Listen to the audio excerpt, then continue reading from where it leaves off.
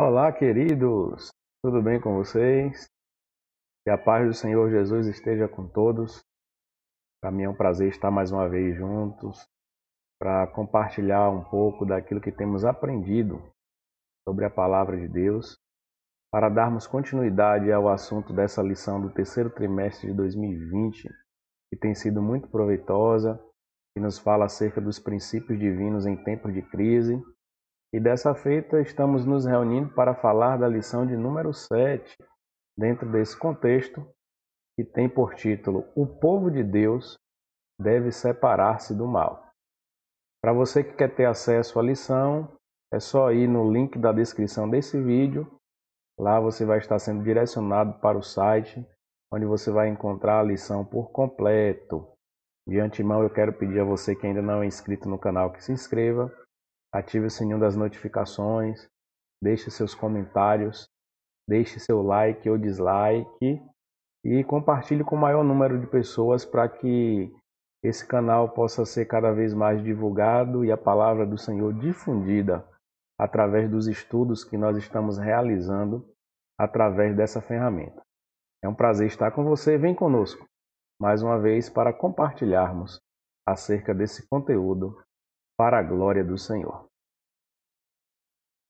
O nosso texto áureo, ele se encontra lá na segunda carta de Paulo aos Coríntios, no capítulo 6, verso 17, que nos diz assim: Pelo que saí do meio deles, e apartai-vos, diz o Senhor, e não toqueis nada imundo, e eu vos receberei.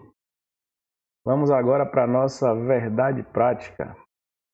O mundanismo na igreja corrompe os bons costumes e extingue a santidade. A leitura diária de segunda a sábado nos fala acerca de alguns assuntos relacionados diretamente ao tema da lição. Na segunda, a separação, ordem divina. Na terça, o trágico resultado da mistura. Na quarta, vida separada glorifica a Deus. Na quinta, o ambiente numa igreja despertada. Na sexta, o despertamento renova. E no sábado, é tempo de despertamento. A nossa leitura bíblica em classe está no livro de Esdras, capítulo 2, a partir do verso 59 ao 62, capítulo 4, versos 2 e 3, capítulo 6, versos 2 ao 4. Você pode estar abrindo seu exemplar da Bíblia para fazer essa meditação, porque é o texto base sobre o qual iremos refletir na lição de hoje. O texto nos diz assim: Também estes subiram de Tel-Melá e Tel-Harza, Querube, Adã e Imer, porém não puderam mostrar a casa de seus pais e sua linhagem, se de Israel eram.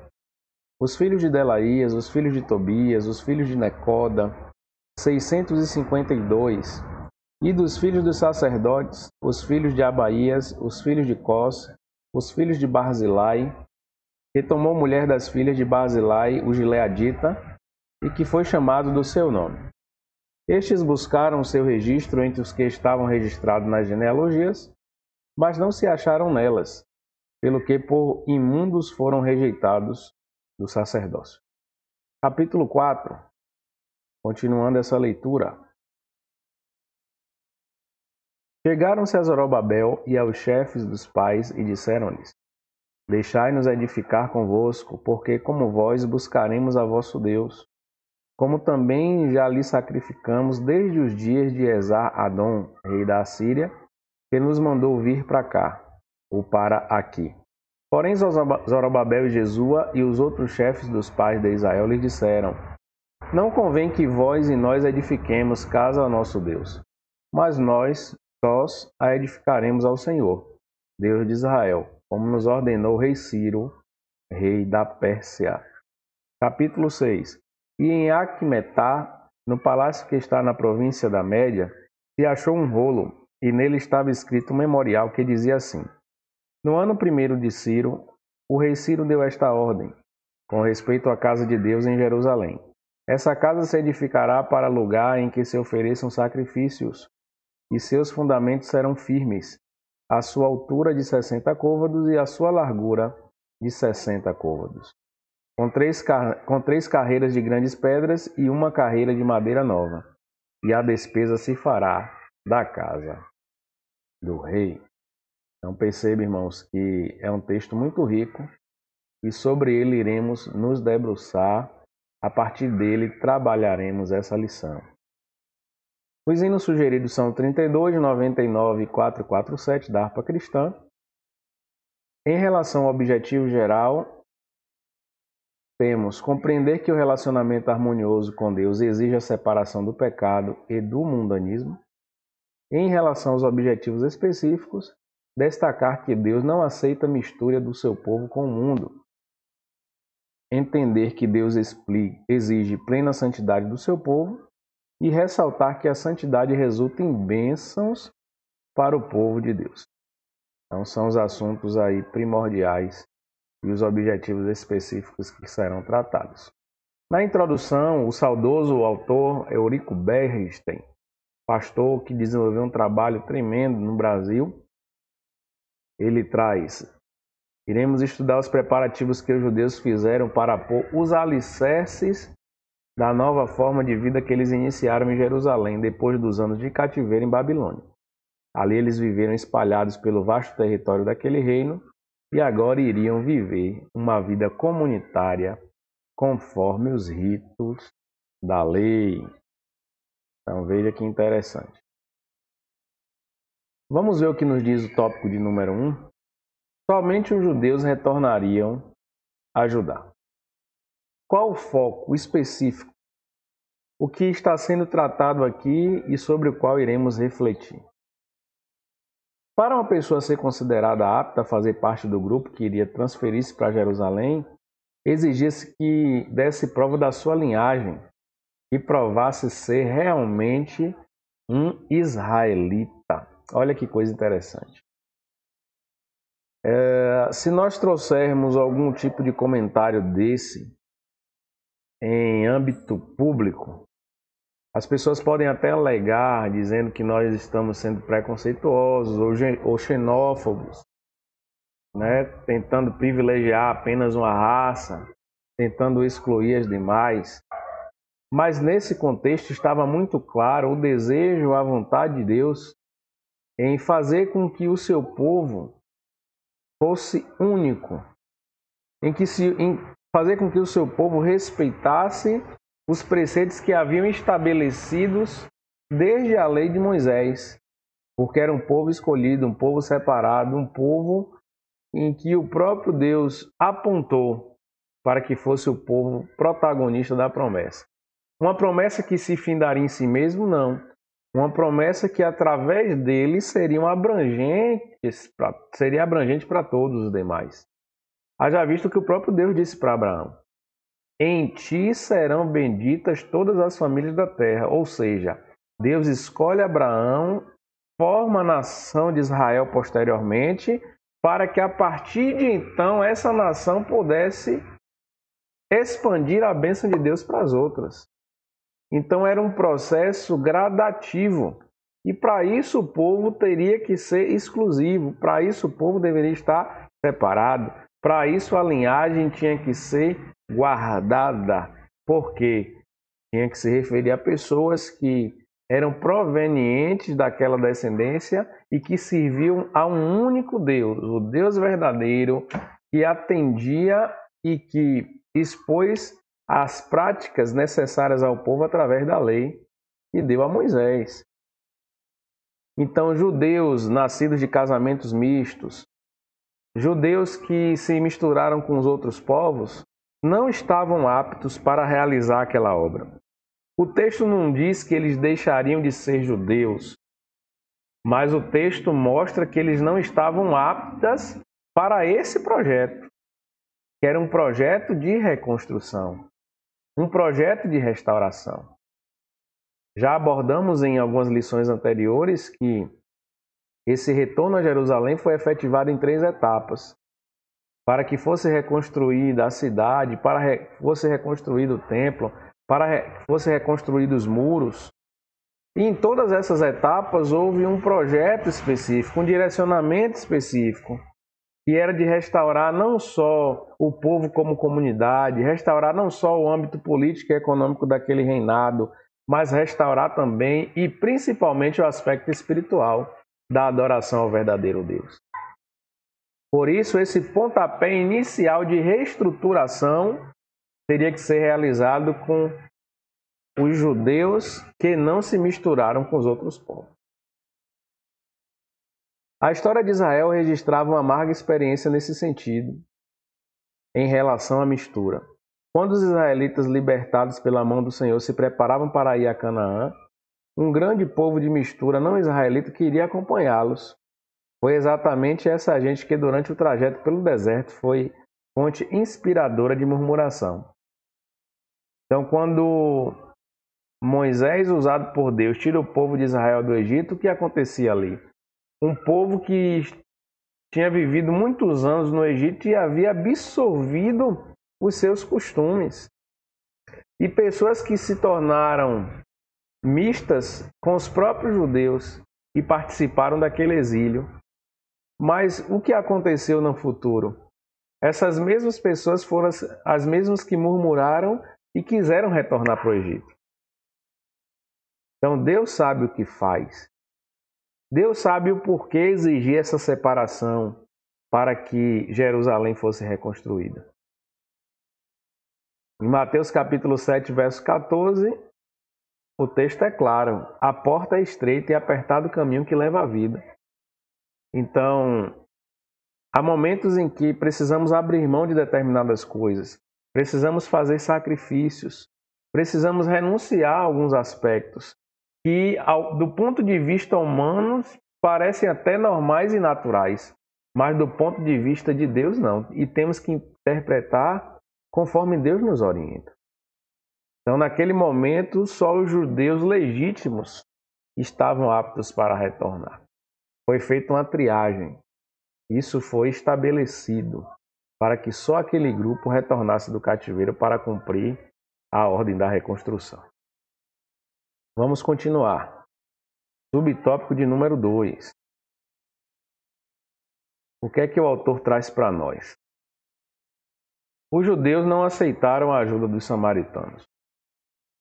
Esse foi um segundo momento em que os judeus retornaram para reconstruir Jerusalém, para realizar o projeto que Deus havia estabelecido e principalmente a reconstrução do templo nesse momento.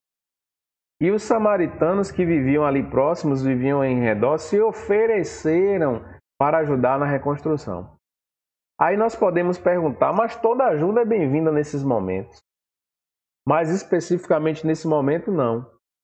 Porque os samaritanos também eram compostos de judeus misturados. Pessoas que foram cativas por outros povos, a exemplo da nação de Israel quando foi levado em cativeiro pela Assíria, e parte do grupo foi deixada em Samaria, e além disso, povos de outras nações que também tinham sido levados cativos foram mandados para Samaria, e lá eles se misturaram e começaram a adorar todos os tipos de deuses, porque eram diversos povos que ali estavam, inclusive parte do povo israelita. Então essa foi a constituição do povo samaritano. E se Deus orientou que os judeus que estavam em exílio, os que eram misturados, não voltassem para reconstruir, ele também não ia permitir que os samaritanos que estavam ali, mas que eram misturados, pudessem ajudar na reconstrução. Seria uma incoerência. Os samaritanos queriam, se propuseram, mas essa não era a vontade de Deus.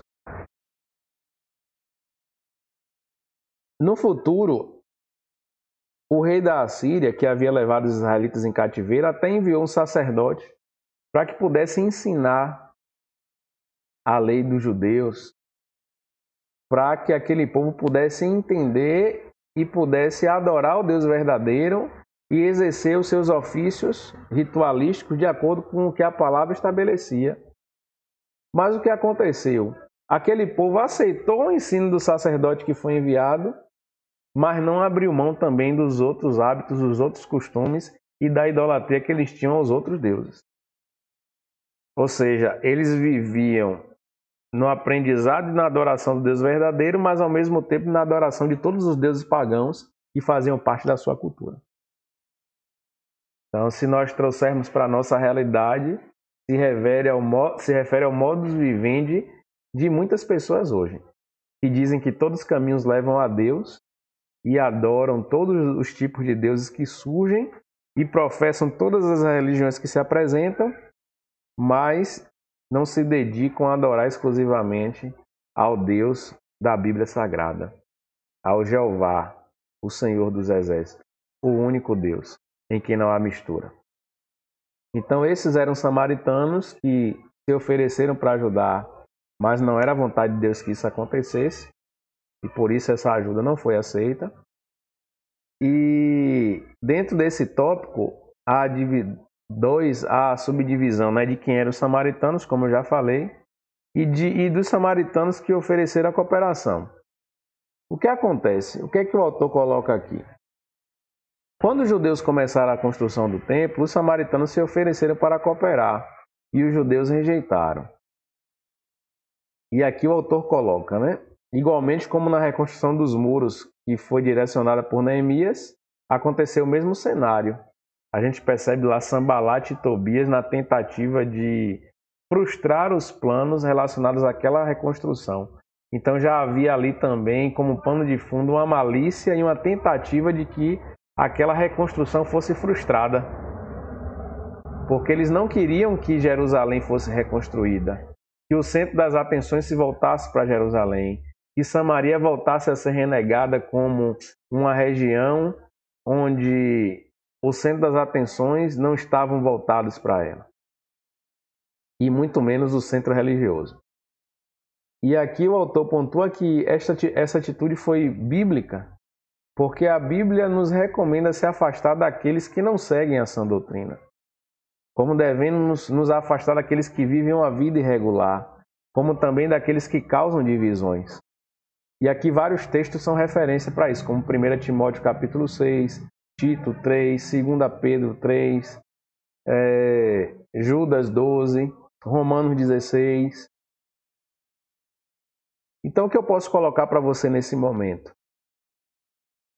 Nós não devemos nos relacionar com pessoas que não professam a mesma fé que nós, não. Não é nada disso que o autor está colocando e não é nada disso que a Bíblia prega. Se olharmos para o panorama bíblico e nos remetermos ao período em que Jesus viveu, Jesus estava o tempo todo em contato com as pessoas renegadas na sociedade. Aquelas que sequer tinham religião, ou aquelas que professavam qualquer tipo de religião, aquelas que se encontravam à margem da sociedade. Mas em detrimento disso, o que acontecia? Jesus fazia questão de lhes anunciar a palavra. Jesus fazia questão de estar próximo deles. Jesus fazia questão de se aproximar deles. Agora, em que sentido? No sentido de lhes influenciar. No sentido de lhes mostrar o caminho. No sentido de fazer a diferença. Jesus não era influenciado e nem se deixava contaminar. Era o inverso, ele influenciava. Então foi para isso que nós fomos chamados. Para fazer a diferença, para influenciar. Nos relacionemos com pessoas não crentes. Nos relacionemos com pessoas que professam outra religião. Nos relacionemos com pessoas que estão à margem da sociedade. Mas com que intuito? De influenciar. De fazer a diferença. De dar exemplo. De amar essas pessoas. Assim como Cristo amou a igreja. Assim como os 10 mandamentos nos recomendam, dizendo: ame a Deus sobre todas as coisas e ao teu próximo como a ti mesmo. Mas não interprete isso de uma forma errônea, acreditando que, de repente, uma proposta, um gesto ou a influência de alguém que se encontra nesse cenário vai trazer para você, em todos os aspectos, uma série de benefícios. Não. Precisamos filtrar, precisamos ter discernimento, precisamos estar atentos, porque Deus exige de nós exclusividade. Deus exige de nós santidade. E existem alguns requisitos e parâmetros que nos são exigidos para realizar principalmente a obra de Deus. Eu posso citar um exemplo para vocês. Aquele que almeja o episcopado, aquele que se coloca como obreiro na casa do Senhor, aquele que está na frente de um grupo de pessoas porque recebeu um dom ministerial para exercer liderança. O que é que a Bíblia recomenda? A palavra do apóstolo Paulo. Seja casado com a sua mulher, não seja levado por torpe ganância, não seja apegado ao vinho. Então são exigências que trazem exclusividade e que a palavra de Deus não abre mão e que nós devemos seguir. Então a nossa amizade com pessoas que não fazem parte da mesma fé cristã é importante, mas não pode subjugar as exigências que a palavra de Deus tem em relação à nossa própria conduta. É o que a gente está vendo aqui. Deus estabeleceu o povo de Judá que está reconstruindo o templo. Não aceito que haja mistura, tem que ser os judeus verdadeiros. E através de vocês eu irei abençoar os outros povos. O subtópico de número 3 nos fala que os samaritanos procuraram aparentar-se com os judeus, porque eles tomaram pessoas dos judeus para se casar ou deram suas filhas em casamento, para se tornar, talvez na mente deles, um só povo. Mas Deus não aceitava isso. E os samaritanos então tornaram-se inimigos dos judeus, porque se sentiram rejeitados. Viram também ou se sentiram ameaçados em relação a toda a sua estrutura religiosa, política e econômica. Por quê? Uma vez que Jerusalém fosse reconstruída, muros levantados, templo reconstruído, o centro da adoração voltaria para Jerusalém. Então Samaria deixaria de ser vista como centro de adoração. O centro político, social, econômico e religioso estaria em Jerusalém, em detrimento do que era Samaria. E isso não era bom para os samaritanos. Então eles imaginavam que se associando com os judeus iriam gozar do mesmo prestígio que eles. Eles imaginavam que se associando aos judeus iriam ser considerados também um só povo. E como isso não se concretizou, o que se desenvolveu foi o ódio, a discórdia e a tentativa de frustrar aquele projeto de reconstrução. Vai aqui uma indicação de bibliografia. Antigo Testamento, livro bem interessante de teologia, que você pode estar adquirindo para se debruçar e desenvolver o seu conhecimento a respeito da Palavra de Deus. E só avançando aqui, tem um outro, para que eu não esqueça, uma outra referência, que é o Comentário Histórico-Cultural do Novo Testamento. Também é uma literatura muito interessante para que você possa se debruçar e aprender um pouco acerca do contexto que envolve determinados momentos citados na Bíblia Sagrada. Vamos para o tópico de número 3. Vamos ver o que é que nos diz. Deus exige santidade do seu povo. Totalmente associado ao tópico anterior, onde discutimos o fato da exigência de Deus em que sejamos separados para realizar a sua obra e determinados projetos que ele estabeleceu. Em toda a história do povo de Deus, observa-se que ele, para manifestar-se no meio do seu povo, exige plena santidade. Deus espera que seu povo esteja sempre em comunhão com ele, vivendo separado do mal. E aqui o autor traz 4 subtópicos, quando nos diz, retornando do cativeiro. Israel separou-se do mal, por isso a bênção de Deus os acompanhou, e eles conseguiram concluir a construção do templo. O subtópico 2, o autor traz o exemplo de Josué, quando se preparou para atravessar o Jordão, e Deus disse para ele, santificai-vos, porque amanhã fará o Senhor maravilhas no meio de vós. O texto ainda traz o exemplo do anjo do Senhor que visitou o acampamento israelita. Antes de iniciar a conquista de Canaã, Josué recebeu a visita de um anjo. E lhe perguntou, lhe fez um questionamento Que diz meu senhor a seu servo? E a resposta que ele recebeu foi: descalça os sapatos dos teus pés, porque o lugar em que estás é santo. E ainda no subtópico de número 4, o autor nos traz um momento em que Israel é derrotado, numa batalha em que Josué envia guerreiros para pelejar contra Ai, e ali morrem alguns israelitas, e Josué questiona a Deus o porquê disso ter acontecido. E Deus informa que havia anátema no meio do povo, e por isso aquele povo foi derrotado. E isso confirma que Deus não opera onde não há santidade. Deus não opera onde há desobediência. E o Senhor orientou a Josué que agisse, que santificasse o povo e retirasse a anátema do meio do povo, para que assim eles pudessem ter a retomada das vitórias nas batalhas a que eles saíssem para pelejar. Então, nesse subtópico de número 3, o apelo claro e explícito que o autor traz relacionando a orientação da Bíblia é que o povo de Deus esteja separado para ele. Separado em santidade, separado em renúncia, separado em consagração, vivendo em novidade de vida, adorando o verdadeiro Deus, se abstendo da corrupção do mundo, para que o Senhor possa lhes dar a vitória, para que o Senhor possa lhes permitir conquistar, para que a comunhão esteja presente, para que o vínculo não seja quebrado.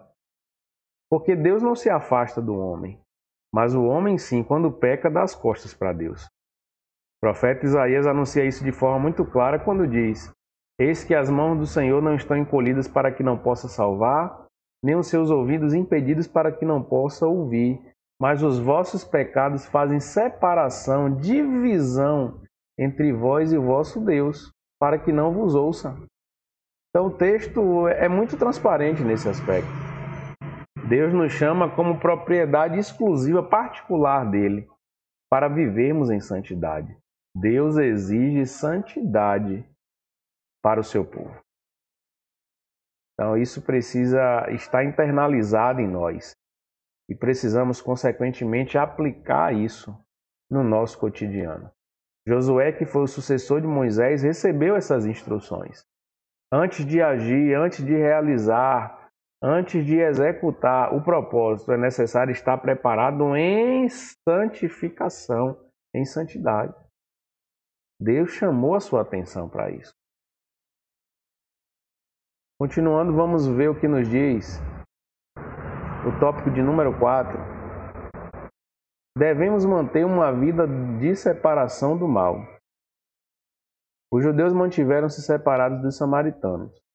Se os judeus tivessem aberto a porta para uma união com os samaritanos, eles provavelmente teriam mostrado afáveis e pacíficos no início, mas teriam perturbado a união que havia entre os judeus. Teriam participado do culto dos judeus e afastado a presença do Senhor, uma vez que Deus não se une à idolatria. Vale a pena manter-se separação com o mundo. Manter a separação com o mundo. Então, irmãos, veja como isso é forte, veja como isso é delicado. Estamos no mundo, mas não fazemos parte dele. Nos relacionamos com o mundo, mas não podemos ser influenciados por ele. Talvez se os samaritanos se infiltrassem entre os judeus com a permissão deles, aquele projeto, aquele propósito de restaurar espiritualmente a nação teria caído por terra. Recentemente eu assisti a um vídeo que eu achei muito interessante que faz a comparação entre o joio e o trigo. E o interessante é que o agricultor pega os dois e aí primeiro ele, ao apalpar o joio, ele passa as duas mãos sobre o joio esfarela nas suas mãos e quando ele abre as mãos, só há farelo, não aparecem sementes. E quando ele pega o trigo, que aparentemente é igual ao joio, e esfarela nas suas mãos, e abre as mãos, estão lá presentes as sementes. Então o joio só tem a capa, a carcaça, mas não tem sementes. Enquanto que o trigo apresenta as suas sementes. Essa é a natureza da verdadeira adoração. É o que está dentro, é o que temos como essência, é a condição de adorarmos ao Senhor em espírito e em verdade. Porque por aparência, nós como homens não temos como discernir, mas Deus sabe. E Ele conhece o que está por fora, como todos conhecem, mas conhece também o que está por dentro, a intenção de cada coração. E é isso que prevalece. E no subtópico de 2, o autor continua dizendo: a Bíblia mostra exemplos de servos de Deus que duvidaram se valia a pena manter a linha de separação do mal. Aí ele traz o exemplo de Asaf, que olhou para a prosperidade dos ímpios e começou a questionar Deus. Os ímpios prosperam, os ímpios dão certo, os ímpios enriquecem, os ímpios se alegram. E nós, que servimos, o que há de ser de nós? Mas o próprio texto no Salmo 73 apresenta a resposta. Quando Asaf entrou no santuário de Deus, ele entendeu o fim dos ímpios. Porque há caminhos que ao homem parece perfeito, mas no final são de morte. Enquanto que o sacrifício momentâneo que o justo faz trará para ele um peso eterno de glória muito excelente. Essa é a questão, esse é o fato. Malaquias respondeu um outro exemplo aos que diziam ser inútil servir ao Senhor. Há um memorial escrito diante dele para os que temem ao Senhor e para os que se lembram do seu nome. E eles serão meus, diz o Senhor dos Exércitos. Naquele dia que farei, serão para mim particular tesouro. Poupá-los-ei como um homem poupa seu filho que o serve. Ou seja, vale a pena servir ao Senhor. Devemos viver conforme a vontade do Senhor, para que no tempo que vos resta na carne, não vivais mais segundo as concupiscências dos homens, mas segundo a vontade de Deus. Palavra de Pedro.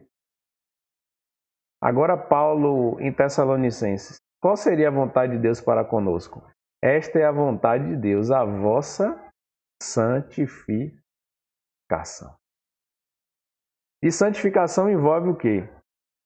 Apartai-vos, diz o Senhor, e não toqueis em nada imundo, aperfeiçoando a vossa santificação no temor de Deus. Devemos sempre desejar ser-lhe agradáveis, andando dignamente diante do Senhor, agradando-lhe em tudo, guardando os seus mandamentos, fazendo o que é agradável à sua vista. Olha que interessante. Esses aspectos envolvem a forma como nós devemos andar perante o Senhor, em santidade, em comprometimento. E no subtópico de número 4, o autor nos traz ainda mais um aspecto, que são das bênçãos que acompanham os que vivem conforme a vontade de Deus. Deus garante aos que vivem, olha que interessante, Deus garante aos que assim vivem plena vitória contra os ataques do diabo. O crescimento espiritual deles está garantido. O Espírito Santo tem plena liberdade para atuar em suas vidas e eles tornam-se preparados para serem usados por Deus em sua obra. E acima de tudo, aqueles que vivem segundo a vontade de Deus estão preparados para o arrebatamento. Aleluia, vale a pena viver na vontade de Deus. A gente percebe durante essa trajetória que o povo que estava em cativeiro retornou e conseguiu cumprir o propósito que Deus havia estabelecido, porque eles foram obedientes, porque eles estavam com os olhos fixos no objetivo que o Senhor havia colocado perante eles. Porque mesmo em alguns momentos, os adversários tentando impedi-los e eles mesmos, de alguma forma, tentando se voltar para os próprios interesses, Deus usou profetas, Deus falou com eles e eles despertaram para o que efetivamente eles deviam fazer ali, que eram reconstruir a cidade, reconstruir os muros, reconstruir o templo e restaurar assim a condição de nação que haviam perdido, nos aspectos econômicos, políticos e principalmente nos aspectos espirituais, através da restauração do templo, da religião e da verdadeira adoração ao Deus de Israel. Então, que nós venhamos guardar essa reflexão, esse ensinamento, porque além de ser um momento oportuno em que demonstra a atuação de Deus em meio ao seu povo, naquele período especificamente, se aplica para nós hoje, com toda a reflexão que fazemos em cima desse texto e toda a aplicação que ele propõe para nós. Então precisamos nos esforçar para vivermos em santidade. Precisamos nos separar do mundo. Precisamos influenciar o lugar que nós estamos, os lugares que nós frequentamos, as pessoas que fazem parte do nosso convívio. Precisamos combater o adversário, precisamos nos resguardar de tudo aquilo que tenta comprometer o nosso compromisso e comunhão com Deus. Precisamos nos separar de todo mal. Mais uma indicação de leitura, Guia Cristão de Leitura da Bíblia, então uma recomendação para você. E concluindo aqui nas reflexões, qual a condição imposta pelos líderes israelitas para a volta dos exilados? Que provassem ser israelitas. Deus queria uma linhagem pura, para a partir de então executar o seu plano de alcance às demais nações. Na primeira triagem, quantos exilados foram impedidos de voltar? 652. Muita gente. Veja que o filtro de Deus foi severo. Por que os judeus não aceitaram a ajuda dos samaritanos? Porque, como povo de Deus, não podiam se colocar sob um jugo comum com os incrédulos. Deus exigia alguns requisitos para aquele grupo que havia retornado para a reconstrução. Por que os samaritanos procuraram se associar aos judeus? Para poderem desfrutar do mesmo prestígio que os judeus desfrutaram no que tange ao verdadeiro culto a Deus. Isso ficou evidente. Por que o povo de Deus não deve se misturar com os incrédulos? Para que não percamos a nossa condição como povo de Deus. Então guarde essa reflexão no seu coração e permita que ela gere vida em você. Mais uma vez quero lhe agradecer pela sua companhia. Continue nos acompanhando e até a próxima lição. Que Deus te abençoe. Um grande abraço. Fique na santa paz do Senhor Jesus.